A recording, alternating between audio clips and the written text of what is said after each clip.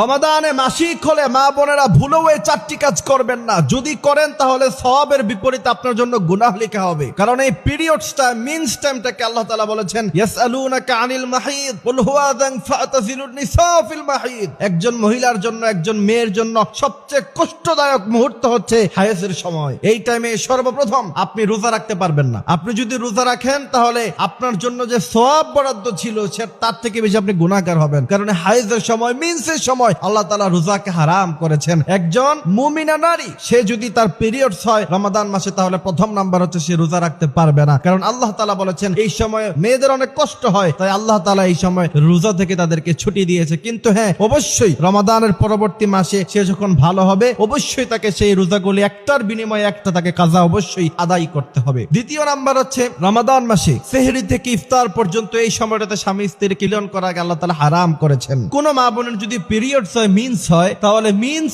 যে টাইমটা থাকে 3 দিন থেকে 10 দিন পর্যন্ত, যে পিরিয়ডস টাইম মেয়েদের সাধারণত হয়, ওই সময় রাতের বেলাও একসাথে স্বামী স্ত্রী থাকতে পারবে না। যদি থাকে তাহলে কবিরা গুনাহ হবে। আল্লাহ বলেছেন ফাতাযিলুন নিসা ফিল মাহিদ, মহিলাদের থেকে দূরে থাকো। এই দূরে থাকার মানে হচ্ছে তার সাথে একত্রে মিলিত না হওয়া। অনেকে মনে করে হাইজের সময় স্ত্রীর সাথে কথাও বলা যাবে না, খাবারও খাওয়া যাবে না। এটা একটা ভুল ধারণা, এমনটা নয়। বিশ্বনবী সাল্লাল্লাহু আলাইহি ওয়াসাল্লাম আম্মাজান আয়েশা রাদিয়াল্লাহু তাআলা আনহার পিরিয়ডের সময় আম্মাজান আয়েশা রাদিয়াল্লাহু তাআলা আনহা গ্লাসের যেই জায়গা দিয়ে পানি খেয়েছেন, বিশ্বনবীও সেই জায়গা দিয়ে খেয়েছেন। আম্মাজান আয়েশা বলছেন ইয়া রাসূলুল্লাহ, আমি তো এখন হায়েজ অবস্থায় আছি। বিশ্বনবী বলছেন তাহলে কি হয়েছে, কোনো সমস্যা নাই। তো সেখান থেকে বোঝা যায় শুধুমাত্র স্বামী স্ত্রী একত্রে মিলন হওয়া যেটাকে আমরা বুঝি সেটা করা যাবে না। বাকি এমনিতে স্ত্রীর সাথে থাকা যাবে, খাবার খাওয়া যাবে, একই সাথে সব কাজ আপনারা করতে পারবেন। তৃতীয় নাম্বার হচ্ছে কোন মা বোনেরা এই রমাদান মাসে পিরিয়ডস হয় তাহলে অবশ্যই আপনি কোরআন তেলাওয়াত করতে পারবেন না। বিশ্বনবী বলছেন রমাদান মাসে কেউ যদি 1টি কোরআনের আয়াত পড়ে তাহলে 70টি কোরআনের আয়াত পড়লে যেই সওয়াব সেই সওয়াব হয়ে যায়। কিন্তু পিরিয়ডস টাইমে কোনো মেয়ে কোরআন